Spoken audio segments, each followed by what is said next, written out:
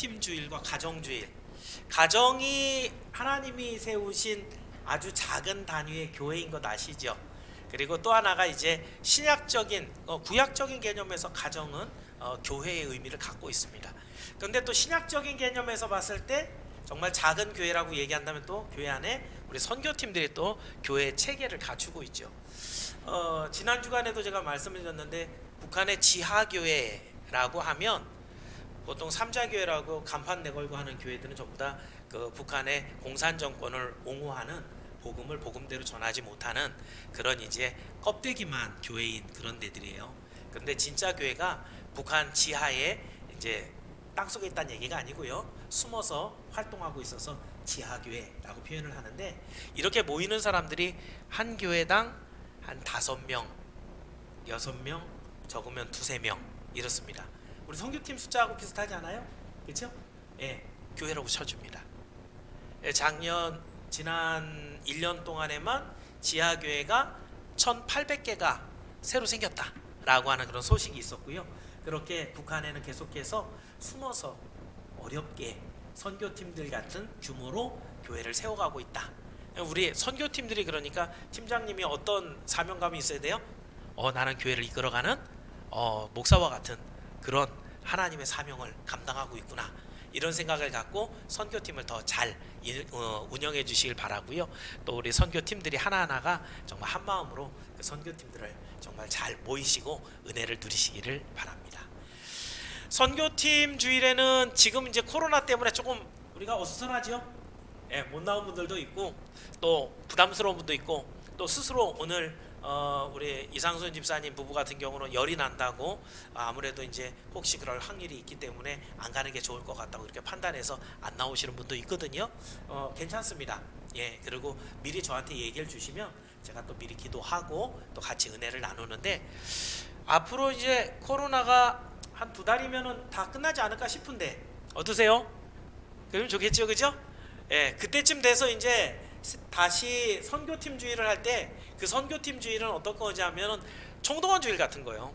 그러니까 정말 교회 잘 못 나오고 계셨던 그런 팀원들이 있으면, 야, 오늘은 나가자, 제발 좀 오늘은 같은 날 나가자, 이렇게 끌어서 같이 나와서 모두가 같이 예배를 드리고 하나님 앞에 영광 올려드리는 그런 날이 선교팀 주일. 가정주일도 마찬가지죠, 그죠? 빼질거리고 안 나오는 남편 쿡쿡 찔러갖고 오늘은 한번 나가야지 끌고 나와서, 그죠? 그런 날은 제가 또 특별히 복음적인 그런 내용들을 준비해서 함께 은혜 받을 수 있도록 이렇게 인도할 테니까 여러분들이 또한 많이 이렇게 미리미리, 제가 쭉 연간 계획서 안에 다 있잖아요, 그죠? 미리 스케줄 다 빼놓으라 그러고 그날 이렇게 한 번씩 데리고 나와서 함께 말씀 듣고 은혜 받게 하는, 그래서 정말 생명이 이 한 해 동안에 더 많이 확장되어 가는 여러분의 가족 그리고 우리 선교팀이 되기를 주의 이름으로 축원합니다. 제가 목사가 되기 전에는 수의사였습니다. 수의학을 전공하고, 수의사도 의사같이 인턴과 레지던트 과정이 있거든요. 뭐 정해져 있는 것 같이 딱 시간이 있는 건 아니지만, 제가 이제 인턴 생활을 했던 졸업한 첫 해에 한 가지 굉장히 중요한 사건을 만난 것이 있습니다. 전에도 뭐 얘기 드린 적이 있는데, 퇴근할 무렵 시간이 됐는데 한 생후 2개월 된 강아지, 애프리코트 푸들이었어요. 밤색 푸들 있죠. 그래서 2개월밖에 안 됐으니까 한 주먹보다 좀 큽니다. 한 요만한 녀석이 왔는데 굉장히 좀 심각한 전염병에 걸려 있었습니다. 지금 생각해 보면 이제 그 녀석이 홍역이었던 것 같은데, 강아지 홍역은 사람하고 달라서 치사율이 95에서 98%입니다. 걸리면 죽는 거예요. 근데 이제 온 강아지가 홍역으로 의심이 되지만 당장 치료를 해야 되잖아요. 근데 그 병원이 작아서 입원실이 없었어요. 입원실이 없다는 것은 뭐 온도를 이렇게 유지시켜 줄 수 있는 인큐베이터도 없고요. 뭐 여러 가지가 이제 부족한 좀 작은 병원이었거든요. 근데 어떻게 하겠어요? 그 강아지 이제 그 이렇게 뭐 힘들어 갖고 막 그런 상태에서 왔으니 제가 퇴근도 안 하고 입원을 받았습니다. 그리고 그때가 그나마 7월 달이었기 때문에 날이 따뜻해서 이제 뭐 병원에서 뭐 난방 안 해도 잘만한, 그래서 제가 이제 거기서 같이 그 강아지하고 자는 겁니다. 근데 저녁 시간이 되면서 얘가 자꾸 체온이 내려가니까 그때 이제 제가 20대 중반밖에 안 됐었기 때문에 이제 배를 까고 누워서 그 배 위에다가 강아지를 올려놓고 제가 그래도 체온이 있으니까, 그죠? 그래서 체온을 유지하게끔 하면서 밤을 같이 지새웠고요. 밤 2시쯤에 굉장히 상태가 안 좋고 그러다가 결국은 5시쯤에 죽었습니다. 슬프죠, 그죠? 영양제를 이렇게 걸어줍니다. 2개월밖에 안 되네. 혈관 찾는 게 쉬운 일 아니거든요. 우리 간호사들이 많기 때문에 그렇지만 카테터 24게이지 아래 없죠. 예. 그러면 그 24게이지를 꽂아 갖고선 그 강아지 혈관을 확보를 해야 되고, 거기로 이제 굉장히 느린 속도로 수액이 들어가기 시작합니다. 들어가고 나면 얘가 반짝해져요. 킁킁거리기도 하고, 또 정신이 나서는 제 손을 이렇게 막 빨기도 하고, 강아지들이 갖고 있는 이런 애교 같은 일들이죠.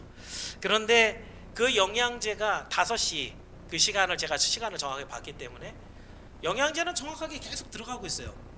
그런데 손발 뭐 눈, 털 하나까지도 뭐 똑같아요.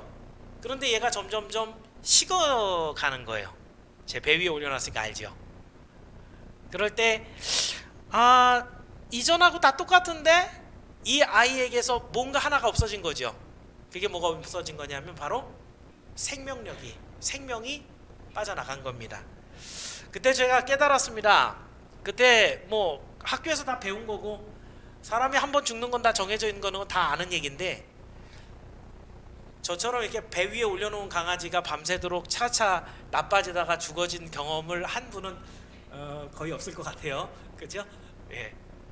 그 경험을 하고 나서 생명을 호흡하는 것을 내가 굉장히 당연하게, 오늘 입 벌리면 호흡하는 게 당연하게 여겼는데, 그 생명이 내게 아니구나 라는 것들을 그때 느꼈습니다. 전공서적을 막 뒤져봤습니다. 뻔히 알면서 뒤져보는 거죠. 죽은 생명, 빼앗긴 생명을 어떻게 도게 하는가? 있겠어요, 없겠어요? 없어요. 의학서적은 과학을 기반으로 했기 때문에, 과학은 여러 가지 실험과 결과가 나온 그런 내용들, 확실한 것만 실게 되는데, 생명을 다시 오게 하는 방법은 어느 책에서도 발견할 수가 없어요. 왜냐하면 어떻게 하는지 모르기 때문이에요.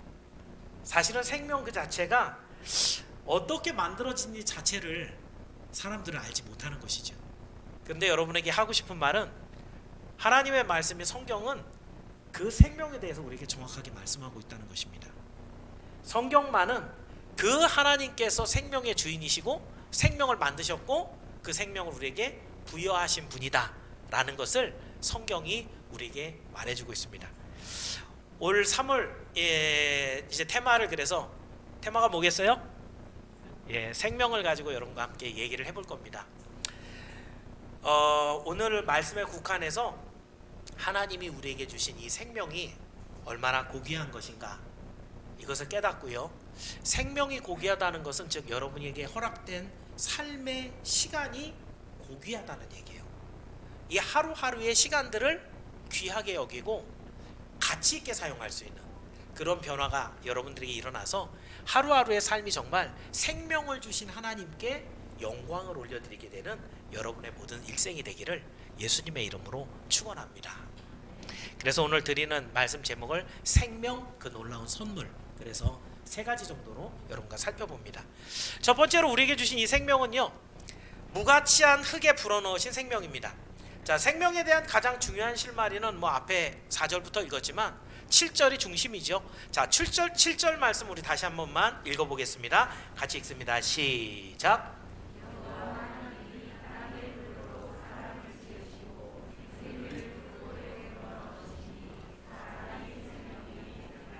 자, 여기 생명이 우리 안에 들어오는 그 어간에 중요한 수단이 됐던 게 뭐냐면 생기를 코에다 불어넣었다 그랬죠.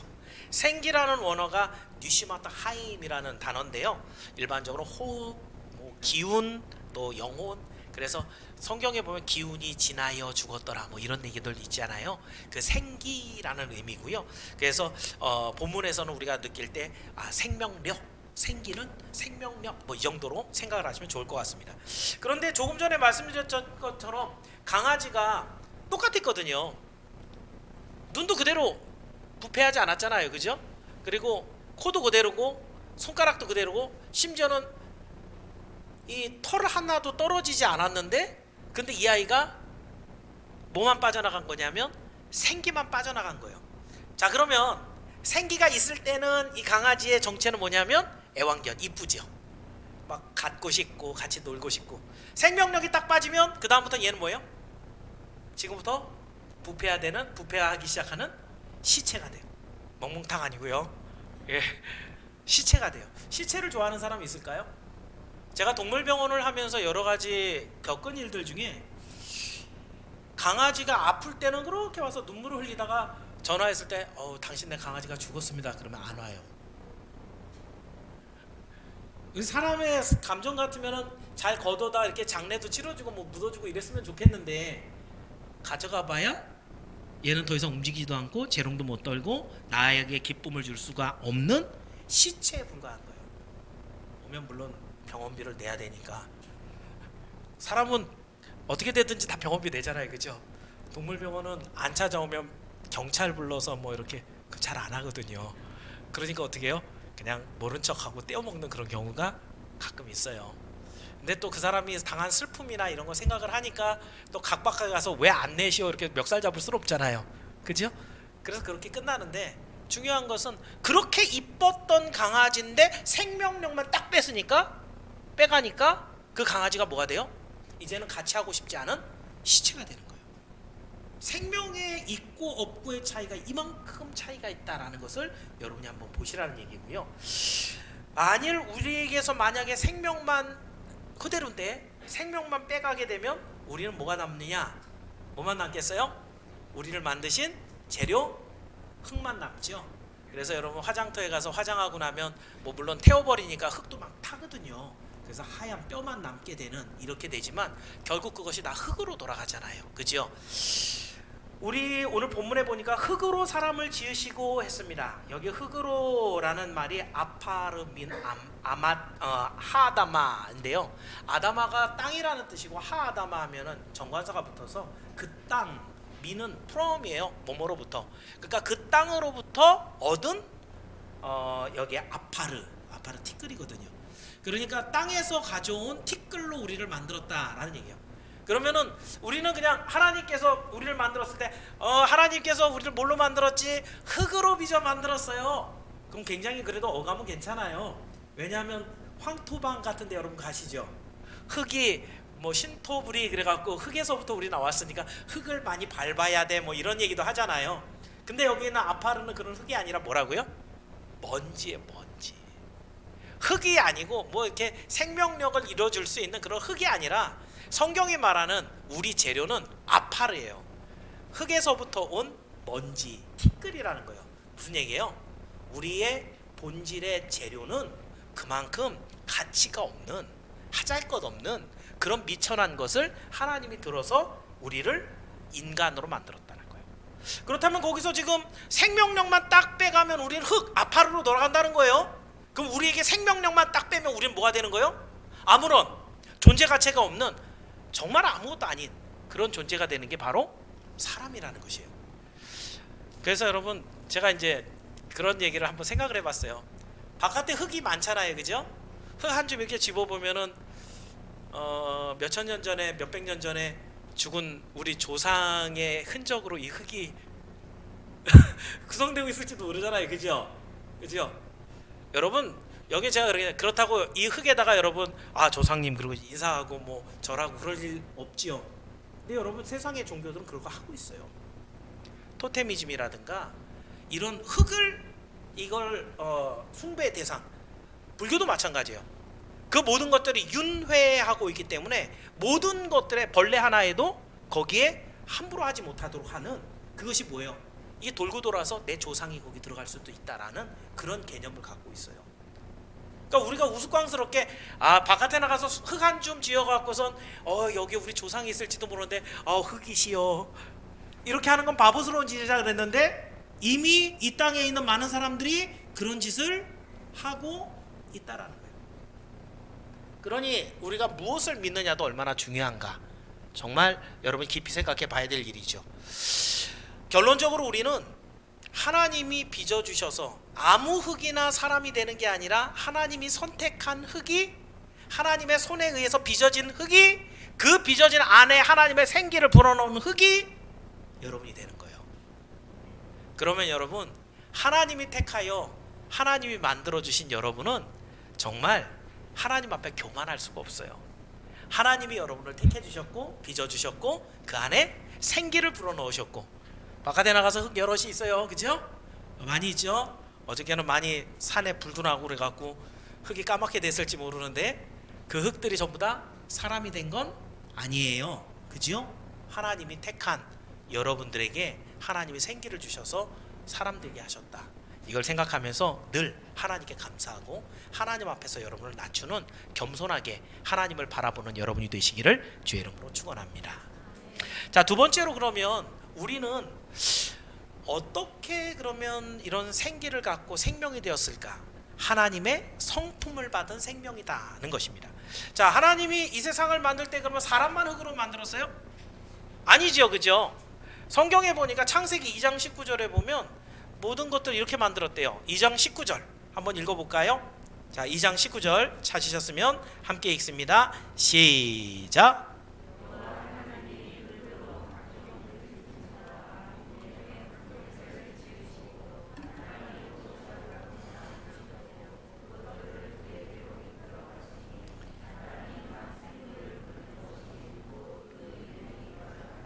자, 그러면은 동물, 새나 짐승이나 다 재료가 뭐라고 돼 있어요?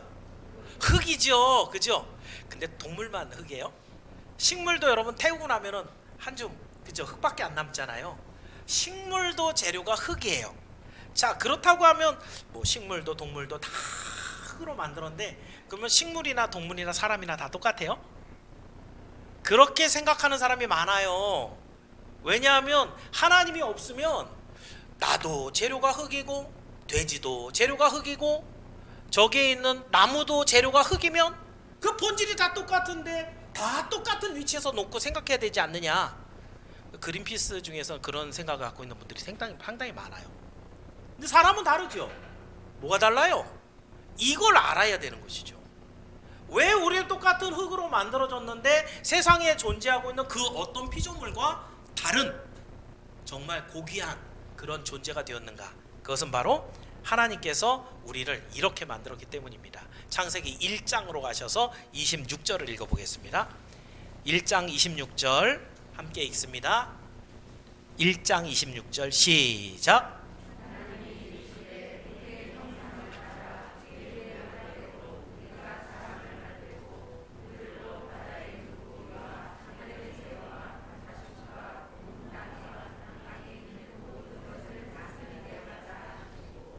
여기에 한 가지 아주 중요한 게 있는데, 사람을 만들 때는 특히 우리의 형상을 따라, 하나님의 형상, 첼렘이라는 단어인데요, 그림자라는 단어예요. 원래는, 그러니까 원래가 있으면 빛을 비춰서 그림자가 나오는데, 우리는 하나님의 본질이라고 하는 하나님의 성품의 그림자가 안에 들어가 있는 거예요. 그러니까 하나님이 갖고 있는 지혜, 선함, 아름다움, 그리고 할 수 있는 여러 가지 창조, 이런 능력, 이런 것들의 그림자니까 하나님만큼은 아니지만 하나님이 갖고 있는 선한 것들의 일부를 우리에게 하나님이 주셨다라는 것이죠. 그래서 문맥상 사람이 하나님의 형상대로 지어졌다는 것은 하나님의 성품이 우리 안에 담겼다라는 것이에요. 그러니까 하나님의 성품이 담겼으니까 하나님이 만들 때도 다른 피조물 만들 때랑 다르죠. 다른 피조물 예를 들면 동물, 식물, 해, 달, 빛과 어두, 이런 우리가 추상적인 것 또는 이렇게 구체적인 것 다 할 것 없이 하나님 어떻게 만드셨냐면 하나님이 가라사대 말씀으로, 그죠? 말씀하면 뿅 하고 생겨났었어요, 그죠? 근데 사람만은 만들 때 어떻게 만들어요? 당신께서 친히 빚어서 그랬습니다. 온갖 정성을 다해서 빚으신 이유는 그 안에 뭐가 담겨야 되기 때문에, 하나님의 형상을 담아야 되기 때문에 그렇게 하나님이 우리를 만드셨어요.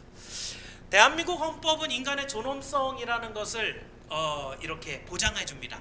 존엄성이라는 것, 사람으로 태어났다라고 한다면 사람으로서 받아야 되는 대우, 그죠? 이거를 받을 권리가 있다는 거죠. 그래서 그걸 인간으로 살아갈 수 있도록 최소한의 그 존엄성을 유지해 주는 거죠. 왜 애들 때리면 안 돼요? 걔네들이 힘이 없으니까 때리면 맞아야죠. 근데 왜 안 돼요? 사람이라 이거예요. 그죠? 좀 지체가 불편해서 다른 사람보다 약한데 그 사람 다 살아가게끔 우리가 복지 혜택 하잖아요. 그죠? 왜요? 사람이라 이거죠.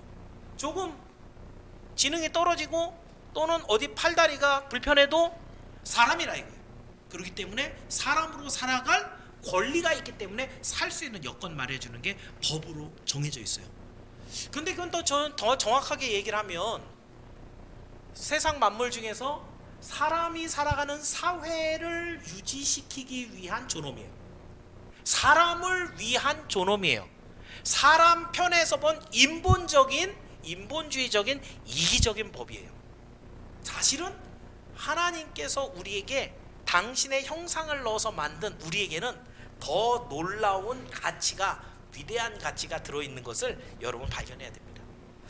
자, 10계명에 보면 6계명이 뭐냐면요, 살인하지 말지니라 입니다. 왜 우리가 사람을 죽이면 안 되느냐? 그것은 그 사람이 하나님의 성품을 담고 있기 때문에 함부로 죽여서 하나님의 성품을 없애버리는 것을 하나님이 죄라고 지정을 하신 거예요. 그만큼 사람은 그 안에 이 세상에 존재하는 동물하고 다르게 어마어마한 가치가 들었는데 그 가치는 하나님의 형상이 가치예요. 그러니까 오늘날 그냥 사람이니까가 아니고 성경은 더 정확하게 얘기해요. 그 사람 안에 하나님의 흔적, 하나님의 성품, 이게 들어있기 때문에 중요한 거예요. 비근한 예로 여러분이 한번 생각해 보실까요? 산불이 나서 많이 탔죠. 마음 아픈 여러 가지 일이 있지만 그 중에서 제일 마음 아픈 것이 뭐냐면, 교회가 만약에 탔다 그러면 어떻게 되겠어요? 더 마음 아프죠. 왜요? 교회라서. 운동장에서 달려가는 모든 아이들이 잘 달려가다 하나 넘어졌어요. 무릎이 까졌어요. 어떤 애가 다쳤대요. 속상하죠. 근데 우리 애가 다쳤어요. 어때요? 더 속상하죠. 그렇죠? 하나님께서 당신의 형상을 담았다라는 것은 여러분을 하나님의 자녀, 분신처럼 생각한다는 것이에요. 그 가치는 사람이기 때문에 다른 동물들보다 지능이 뛰어나고 기능이 활발하고 엄청난 발전 가능성이 있어서 그래서 중요한 것이 아니라, 여러분 안에 하나님의 형상이 들어있기 때문에 그 하나님 때문에 여러분은 굉장히 소중한 가치가 되는 것이에요. 그래서 우리에게 주신 생명은 이 땅에 있는 모든 피조물들의 그 어떤 생명보다 존중받아야 되는 가치 있는 생명인 것을 믿으시기를 바랍니다. 그래서 여러분, 많은 사람들이 살아가다가 어려움을 당할 때가 있어요. 먹고 살기 어려운 경우도 있고, 병 때문에 또 힘든 경우도 있고, 인간관계에서 문제가 있고, 그러면 어떤 판단을 내리는 경우가 있어요? 그만 살아야 되겠다. 그죠? 자기 생명을 스스로 끊어버리는, 자살하는 그런 경우가 있죠. 그 이유를 들어보면 다 이해가 가기도 해요. 왜냐하면 그만큼 고민하고 자기가 자살하기까지 얼마나 많이 힘들었겠어요. 그죠? 그러나 하나님을 믿는 성도들은 그 생각이 달라야 돼요. 우리가 살아가는 모든 삶에 그 목적들이 갈등하고 고민하고 문제를 만나는 건 어쩔 수 없어요. 왜요? 우리가 범죄했거든요. 그래서 하나님이 주신 벌이 땀이 이마에 흘러야 되는 거예요.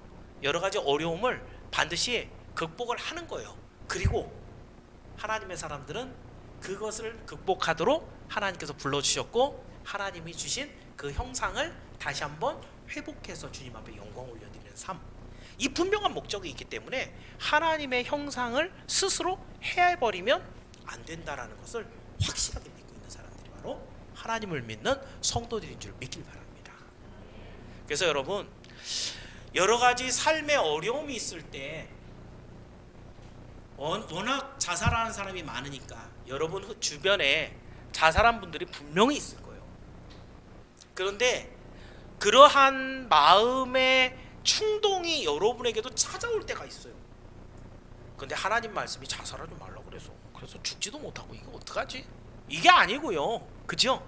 보다 적극적이고 정말 하나님을 향한 분명한 목적의식이 있어야죠. 내 생명은 하나님이 주신 분명한 목적이 있는 생명이기 때문에 나를 통해서 하나님의 형상이 회복이 되고, 이 어렵고 힘든 가운데서도 내가 열심히 일하는 것, 하나님이 아시잖아요.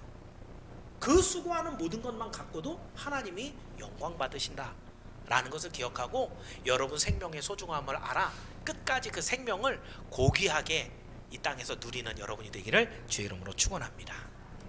마지막으로 한 가지만 더 봅니다. 이제 우리 생명은 그래서 하나님의 사명을 받은 생명이 됩니다.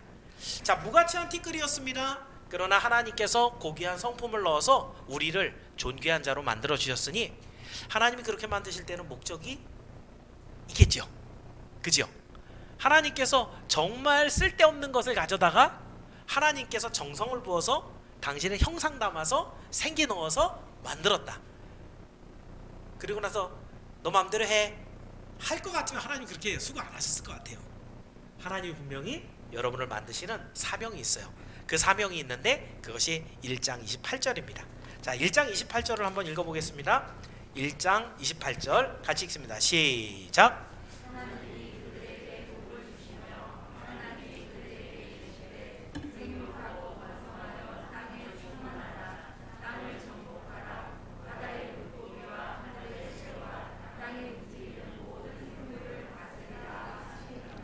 아멘. 여러분도 전에도 제가 이 말씀을 얘기했던 것 같아요. 누가 이래라 저래라 명령하면은 기분 좋아요, 안 좋아요? 안 좋죠, 그죠? 그래서 사장님 되려고 그러는 게 뭐예요? 아이, 누구 명령 안 받고 내가 명령하는 사람 될 거야. 그래서 사장님 하는 경우도 많단 말이에요, 그죠? 그런데 오늘 여러분이 읽었던 28절의 내용은 명령받는 거예요. 하나님으로부터 너 이거 해. 근데 그 명령이 기분 좋아요, 안 좋아요? 이건 굉장히 좋아요. 5가지인데요. 생육하고 번성하고 충만하고 정복하고 다스리래요. 이 중에 마음에 안 드는 거 있어요, 없어요? 여러분 많아지고, 그죠? 잘 자라고 많아지고 그리고 가득 차고 그리고 그걸 정복하고 다스리고 마음에 안 드는 거 하나도 없죠, 그죠? 그런데 이것들을 또 하도록 하나님이 주시는 게 있어요. 그 앞에 보니까 뭘 주세요? 복을 주시는 거예요. 복을 주시는 이유가 하나님이 주신 사명을 감당하도록 주시는 거예요. 그럼 결론적으로 여러분은 복 받아야 돼요, 안 받아야 돼요? 이거 목소리 제일 크네요. 네. 근데 한국교회 문제가 하나 있어요. 복을 주세요, 복을 주세요는 굉장히 잘했어요, 그죠? 근데 거기서 멈췄어요. 복을 주는데, 복을 하나님께 비는데, 그리고 그 복을 받는데 왜 복을 받아야 되는지에 대해서는 아무도 얘기를 안 하는 거예요. 그러니까 하나님 복을 주옵소서. 그래, 내가 줘볼게. 교회도 많게 해주고 먹고 사는 것도 잘 살게 하고 북한하고 남한하고 차이 보세요, 그죠? 얼마나 우리가 잘 살게 됐어요. 이건 아마 하나님의 교회에 속한 성도들이 줄기차게 복 달라고 기도해서 아마 이룬 결과일 거예요. 그렇지요? 그런데 결국은 그 복을 갖고 뭘 해야 돼요? 하나님이 주신 이 사명을 감당해야 되는 거였어요. 그런데 복만 받고 그리고 하나님의 일을 감당하지 않으면 그 복이 뭐가 돼요? 복이 아니라 화가 돼요. 저주가 돼요. 어떻게 목사님 그렇게 아주 극단적으로 얘기하세요? 잠언 21장 4절에 악인의 형통한 것은 다 죄니라. 악인이 어떤 사람이 악인이에요? 하나님의 말씀을 따르지 않고 배반하고 교만한 자가 악인이죠. 근데 악인이 잘 돼요. 잘 된다는 게 뭐예요? 돈도 많아지고 자식도 좋은 대학 가고 출세하고 결혼도 잘 시키고 건강하고 오래 살고 여러분이 다 좋아하는 그게 형통이죠. 악인이 형통하는 걸 보면 여러분 하나님 계신가? 근데 하나님 뭐라 그러세요? 악인이 형통할 수도 있다. 그런데 그 악인이 형통한 모든 것들은 뭐다? 죄다. 그럼 그 악인이 받은 모든 형통의 결과 우리가 얘기했던 복이라고 얘기했던 것은 복인 거예요, 복이 아닌 거예요? 복이 아닌 거예요. 그 형통한 모든 것들은 악인이 나중에 심판을 받은 재료들이 돼요. 심판받을 재료가 더 많다는 것은 죄 지은 죄명이 더 많다는 얘기잖아요. 그럼 그 사람에게 그게 복이에요, 그게 저주예요? 그건 저주가 되는 거예요. 그렇다고 한다면 여러분, 제가 여러분에게 말씀드리는 것은요, 하나님 저에게 복을 주세요. 우리 자녀가 좋은 대학 들어가게 해주세요. 우리 아이가 좋은 신랑 만나갖고 결혼하게 해주세요 라는 기도하기 전에 뭐가 있어야 돼요? 그 복을 받아야 되는 분명한 목적이 나와야 돼요. 이게 하나님의 뜻이에요. 내가 너에게 줄 수 있는데 그 복을 줄 건데 계획했는데 넌 뭐 할 건데? 우리 SFC 운동원들하고 제가 청년들을 요즘 계속 상담을 하고 있습니다. 1대1로. 그러면서 이제 아이들의 장래 희망도 물어보고, 그리고 이제 지금 공부 얼만큼 잘하고 있는지, 야 너 이만큼 해갖고 되겠냐? 이런 얘기도 하고요. 그래서 동기부여도 시켜주고 있는데, 더 중요한 얘기를 해요. 만약에 네가 이게 되었을 때, 뭐 어떤 친구는 선생님이 되고 싶다고, 어떤 친구는 의사가 되고 싶다고, 제가 물어봐요. 너 왜 의사가 되는데? 하나님이 너를 의사를 만들어줘야 되는 이유가 뭔데? 네가 설명해봐.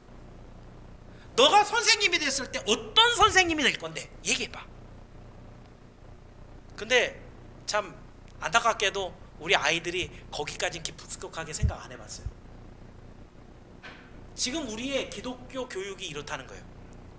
사실은 교육은 단계를 밟아봐서 아이들이 점점 성장해야 되는데, 뭐만 지금 채워주냐면 지식만 채워주는 거예요.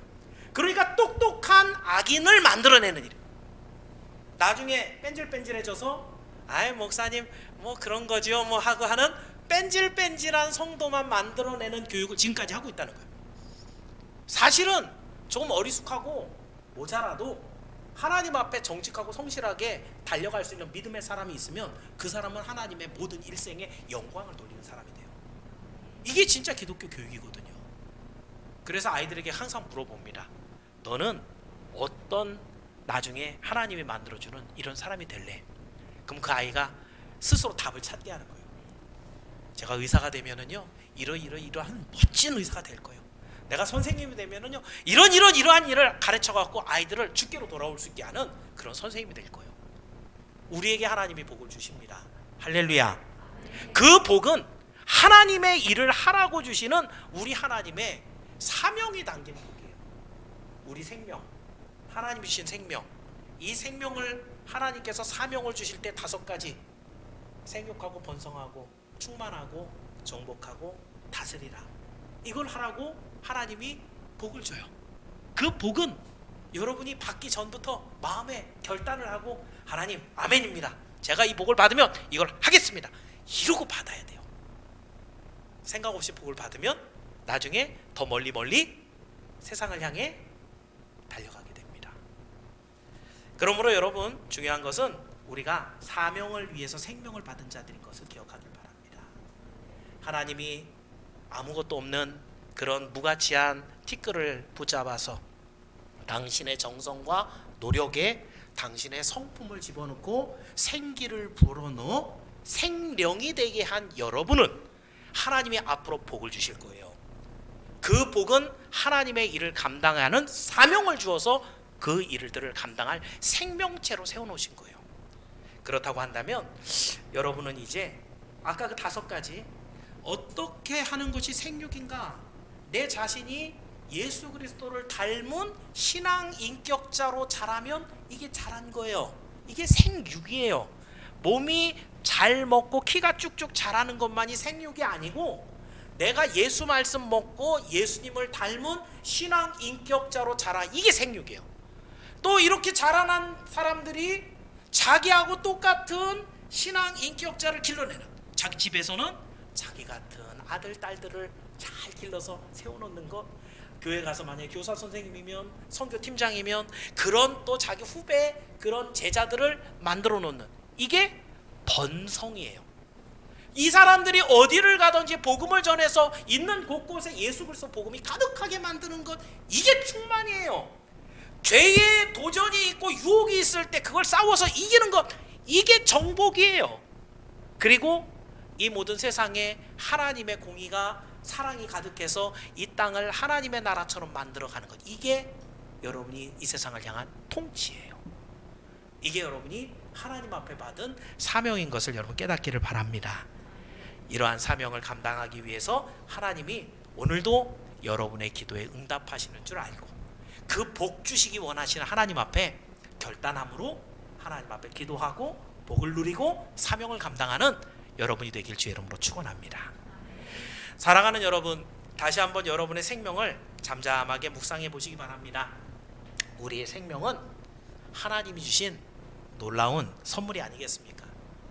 보잘것없는 티끌을 생기를 불어넣어 하나님께서 존귀한 생명이 되게 하셨고, 그 안에 하나님의 성품을 넣어서 우리로 하여금 가득 채우게 하셨고, 또 하나님의 영광을 이 땅에 가득하게 할 사명을 주어서, 복을 주어서 오늘 우리를 살아가게 합니다. 그렇다면 여러분이 가지고 있는 수많은 것들 중에 하나님이 주신 생명하고 바꿀 수 있는 게 뭐가 있겠어요? 그치요? 당장 막 세상 사람들도 죽어 넘어가게 생겼을 때 수술해야 돼요. 근데 수술비가 1억이에요. 그러면 돈 있는 대로 다 긁어서 수술해야지, 그죠? 생명보다 귀한 게 없는데, 그치요? 하나님이 여러분에게 주신, 여기 이제 구원과 이 부분은 다음 주에 다시 더 연결해서 얘기할 건데, 하나님이 주신 생명만 두고 볼 때 여러분이 가지고 있는 그 어떤 것도 생명보다 더 귀한 것은 하나도 없습니다. 그렇다고 한다면 세상 사람들이 생각하는 내가 좀 돈이 없다고, 내가 좀 건강이 모자르다고, 사람보다 좀 지혜가 적다고 사람들에게 존경을 못 받는다고 낙심할 것이 아니라는 것이죠. 이미 여러분은 존귀한 생명을 얻은 자들이에요. 어떻게 보면 이 세상에 숨쉬고 있는 많은 사람들이 이 똑같은 생각을 갖고 살지는 않아요. 숨을 쉬지만 죽어 있는 거죠. 사망을 향해서 이 시간 재놓고 달려가고 있는 중인 거예요. 그 사람에게 정해져 있던 그 시간이 끝나는 날, 이 사람의 호흡이 끝나는 날 하나님 앞에 심판을 받을 그 인생들은 사실은 현재 죽어 있는 것이거든요. 그렇다고 한다면 여러분, 살아있는 여러분의 생명, 살아가는 오늘 하루의 삶이 얼마나 귀한가, 이것을 여러분 다시 한번 기억하고, 우리나라가 자살률로 봤을 때는 세상 OECD 국가에서 지금 이제 1위를 달리고 있는데요, 그만큼 쉽게 자기 생명을 포기한다는 것이죠. 왜요? 생명의 가치를 깊이 생각 안 한 거예요. 그 생명이 어떤 것인지, 어떻게 나에게 부여가 받았는지, 그 생명을 통해 뭘 해야 되는지 잊어버렸기 때문에 그래요. 오늘 살아가는 이 하루를 하나님께 감사하시고, 이 하루를 얼마나 가치 있게 사용할 것인가 묵상하시고, 그래서 하나님 앞에 오늘도 정말 모든 세상의 사람들보다 가치 있는 하루, 어떤 사람은 1년 동안 내내 해도 안 되는 것을 오늘 하루에 하나님 앞에 영광을 올려드릴 수 있는 여러분, 하루를 살더라도 하나님이 기뻐하는 그런 하루를 살아내서 하나님이 주신 그 생명을 더욱더 존귀하게 정말 가치 있게 만드는 여러분이 모두 되기를 예수님의 이름으로 축원합니다. 기도하겠습니다. 은혜로우신 하나님 감사합니다. 만물이 약동하는 3월을 생명이라는 테마를 가지고 시작합니다. 우리가 이미 다 알고 있는 내용이지만 창세기에 있는 이 내용을 통해서 하나님이 우리에게 주신 생명이 얼마나 존귀한 것인지, 이 땅에 있는 그 어떤 피조물과 비교할 수 없는 아름다운 것, 존귀한 것을 우리에게 주셨음을 다시 한번 확인했습니다. 우리 주변에는 여전히 죽고 싶다고 말하는 세상 사람들이 얼마나 많이 있는지 모릅니다. 그러나 하나님, 오늘 하루가 우리에게 주신 생명이 얼마나 귀한 것인지 다시 한번 깨닫게 하여